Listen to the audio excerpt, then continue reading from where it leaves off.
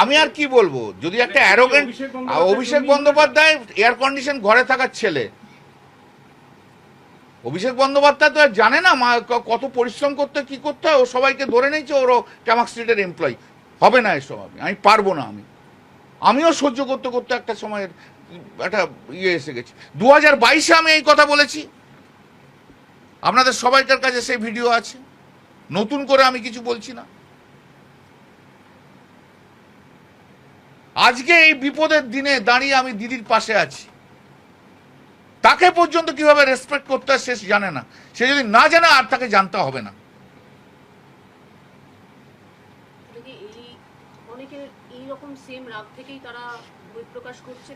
হতেই পারে, হতেই পারে, কিন্তু আমি তো সবসময় বলি যে আমি দিদির সঙ্গে আছি, সব কিছু আমি সহ্য করছি।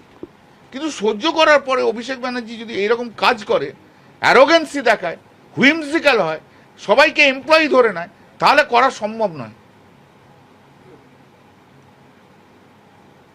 মমতা দিও বেছে নিক, কি করবে? অভিষেককে নিয়ে থাকবে, না আমার মতো যারা অভিষেকের প্রতি যারা ক্ষুব্ধ তাদের নিয়ে থাকবে?